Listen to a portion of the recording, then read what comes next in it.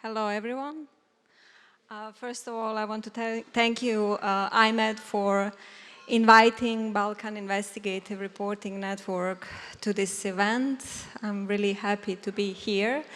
My name is Neira Mula-Omerovic. I work as a program associate at Balkan Transitional Justice Program. We will now play a short video before I start to talk about our project.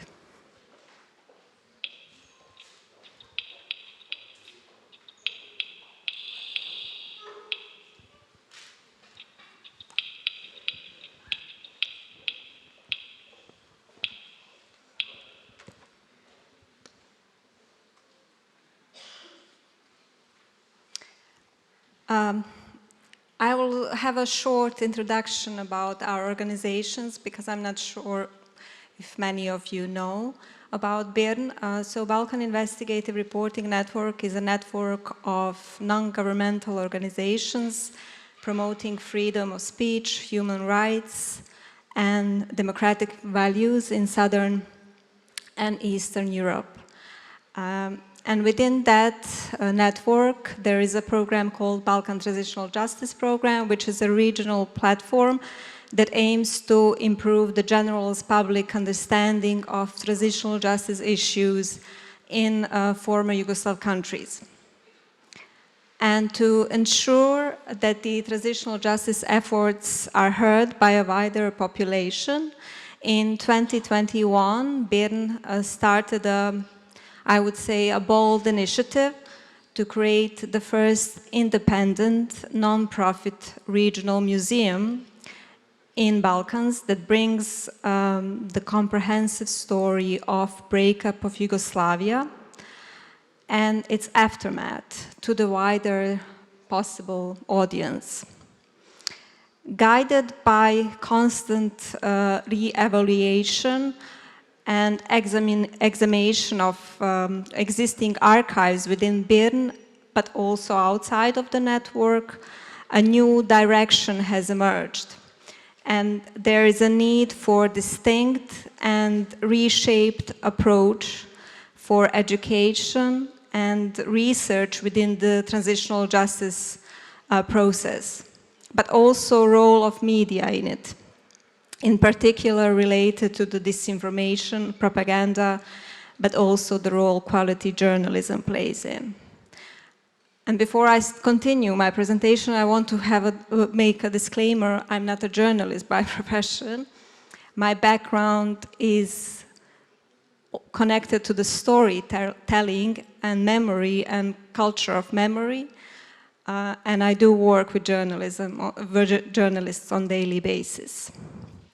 And in recent decades, and I'm talking about the Balkan area, former Yugoslavia area, the issues of memory, remembers, and memorialization have become central themes, and there is more interest in researching what memory can bring into the peace and reconciliation process.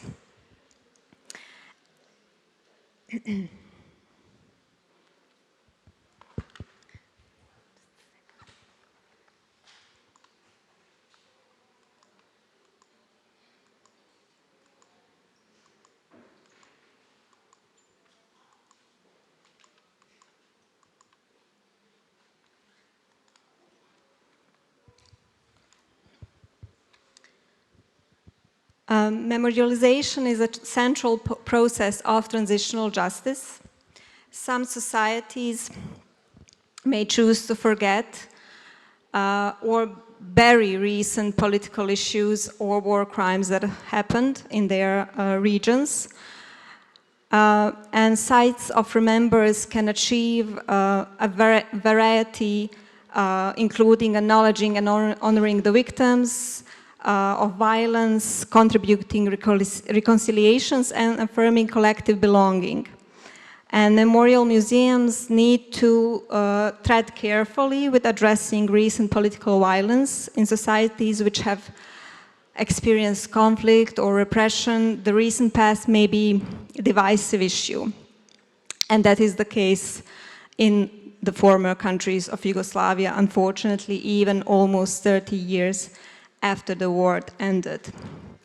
So in the past year, BIRN has initiated development of the museum methodology, museum mission, and strategy in order to create a regional institution for learning, documenting, and interpreting war in the former Yugoslavia. What is really specific about this initiative, it is that it's a regional initiative. So in the countries of former Yugoslavia, you have certain memorial museums that are dealing with specific events that happened, but there is no comprehensive or centralized place where you can learn about the war history and its aftermath on a regional scale.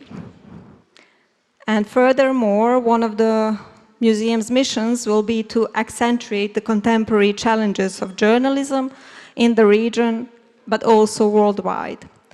And in order to create a contemporary and inclusive space for discussion, learning and growth, BIRN already secured a space in Sarajevo, Bosnia and Herzegovina, that will be adjusted for the professional museum requirements in the following year.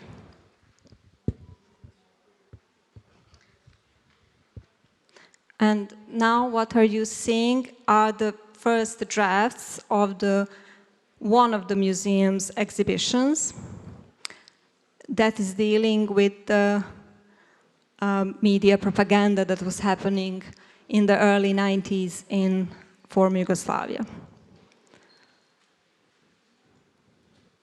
And this is also one disclaimer, this is just the first draft, it's not final, so you are seeing really early stages of the work.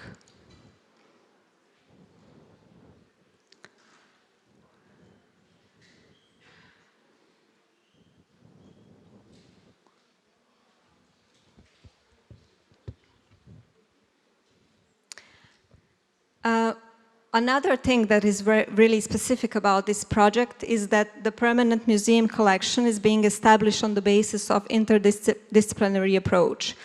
What does that mean? That the journalists are engaged in creating the museum collection, which is a really specific thing. As I said before, I'm not a journalist by profession, but I did work in the museum industry for more than 5 years.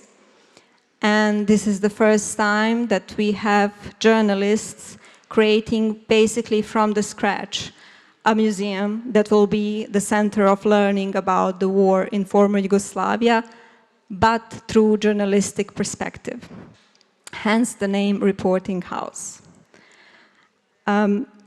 Together with regional and international media workers, other museum institutions in the region, as well as other relevant organizations, BIRN generated the process of creating the museum collection and archive aligned with the museum's goals and visions.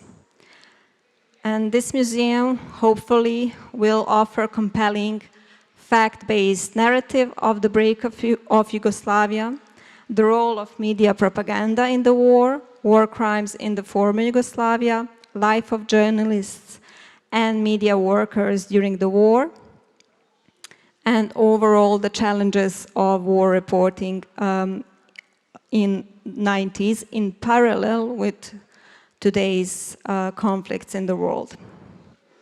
And the goal of the museum will go beyond serving as a heritage venue of wartime events. Therefore, despite the tragic events, BIRN wants to celebrate journalists, photographers, and media workers who courageously reported the war and its aftermath, exposing atrocities and serious human rights violations and abuses, while maintaining highest professional standards despite the deadly risks they faced. And what is interesting to me that the panel before, with the photographers talking about their experience, and my colleague and I were discussing while they were talking, that a lot of people don't address the trauma that these people are working with. And that is the same with all of the journalists and media workers, but also museum workers that are working at the memorial places. They all experience great trauma, presenting traumatic events. So that's also another field of research that is not really being discussed a lot. There are few scholars and people who are willing to have workshops and to discuss these issues, but it's mostly in Western Europe or in United States. But in our region, it is not really well known, or it's not discussed at all. So I want to say that this place, the reporting house, will also be a space where these kind of topics are going to be talked about. And that brings me to my next section, that the museum, besides the exhibition space, will also provide a community space for journalists to gather and discuss the critical issues facing the societies of Southeast and Central Europe, exchanging ideas with experts from outside the region about the development of quality journalism and investigative reporting and the role of media in conflict prevention.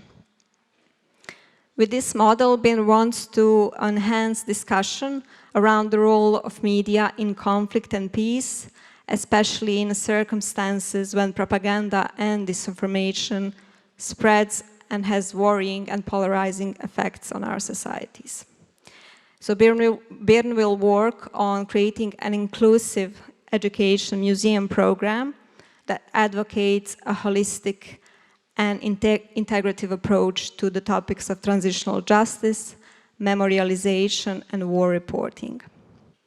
And museums' permanent and temporary exhibitions will serve as a foundation to build up workshops and activities aiming at advancing the knowledge on conflict prevention. An education program will incorporate on-site education, exhibitions, outreach, exhibition and workshops in the region, and virtual education online archives. And to conclude my presentation, I have to mention also that the space is designed by our award-winning architect design team from Zagreb, Croatia, together with BIRN team of editors and journalists. The space will include 2 permanent exhibition floors and 1 community area on more than 600 square meters in the heart of Sarajevo. And BIRN's goal is to create a regional institution for the documentation, study, and interpretation of war history in the 90s Yugoslav wars through the lens of media and court-determined facts. And many of the challenges that the journalists faced during the war conflicts in the former Yugoslavia have enduring lessons for media coverage today. At the same time, contemporary journalism faces issues of propaganda and disinformation that have been amplified by the online environment and social media. And because of this, we hope that the reporting house will be a safe space to fight and discuss these topics. Thank you.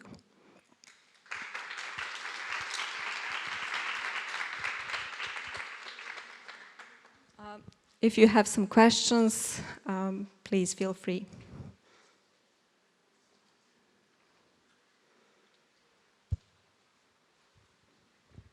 Hi, thank you for this. I don't have a question. I just wanted to emphasize on what you said, that actually it's a very good thing that you recognize that journalists and photographers and photojournalists are experiencing trauma. And just to say that just some years ago, PTSD has been recognized for these professionals as well. I don't remember exactly the year, but now it is recognized and they do have people who are trying to help them. So thanks for recognizing this. You're welcome.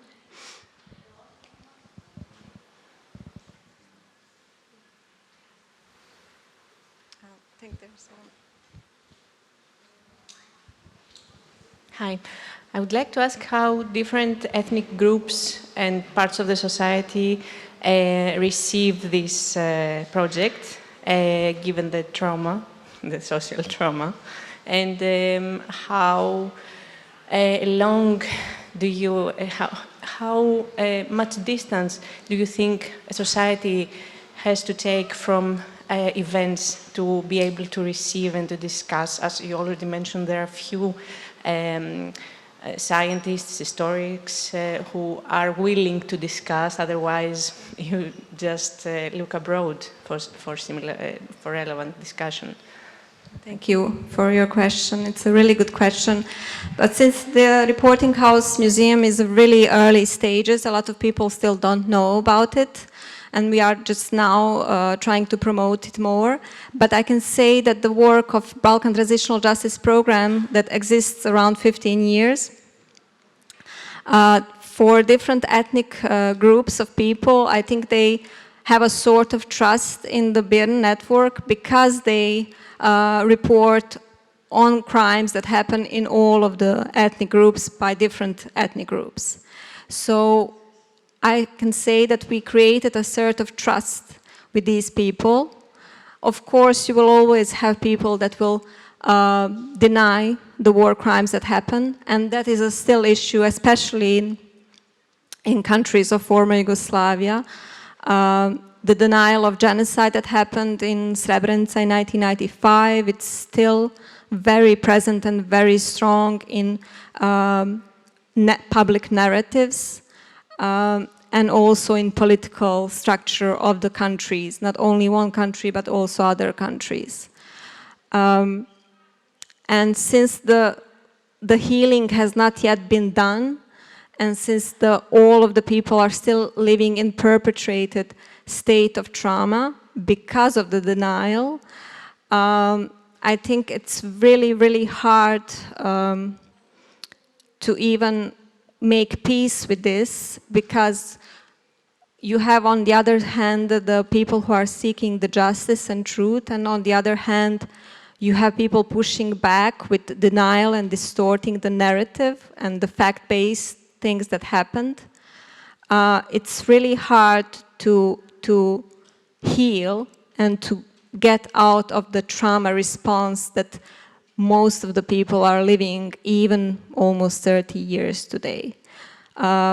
We all know that after the World War II and the Holocaust, it took almost 40 years to people to start to come out and publicly speak about the involvement of their families in the Holocaust. And here I think it will take, I would rather be optimistic and say in 5-10 years, but I think it will take another 30 years for people and new generations to come out and say, yes, this happened, and yes, part of my ethnic group did that. Thank you.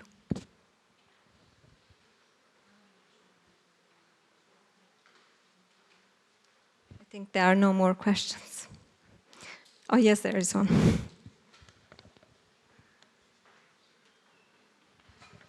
Thank you for the presentation and congratulations for the initiative.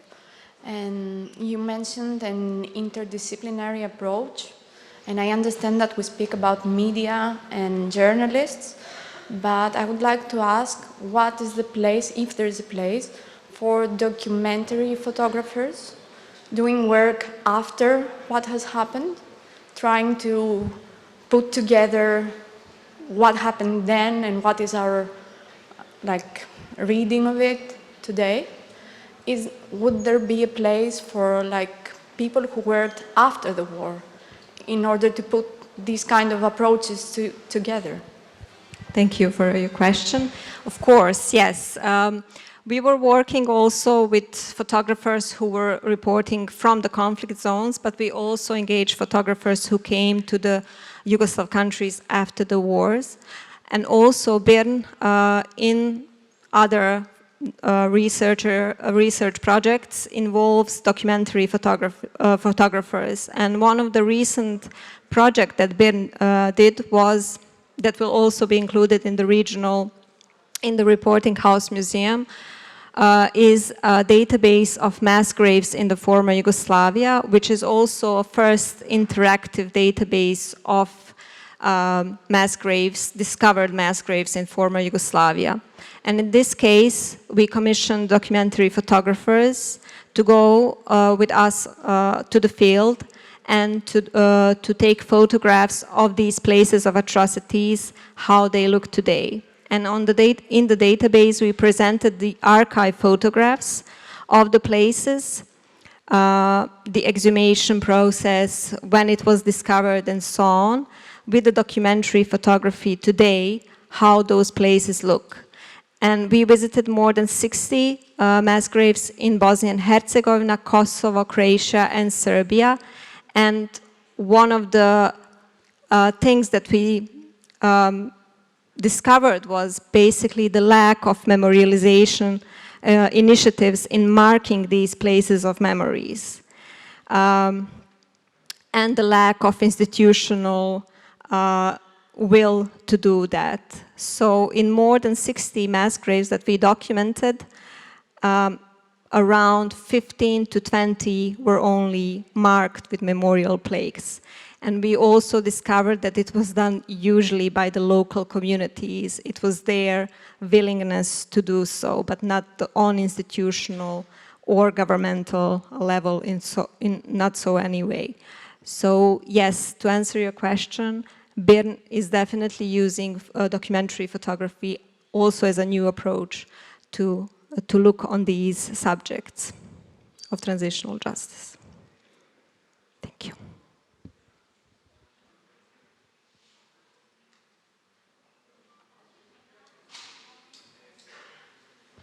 I think that's it. Thank you all. And you can also look, if you have time, we have a desk behind. You can also look the database, the short promo trailer that we did for the database that is called Bitter Land. Okay, thank you.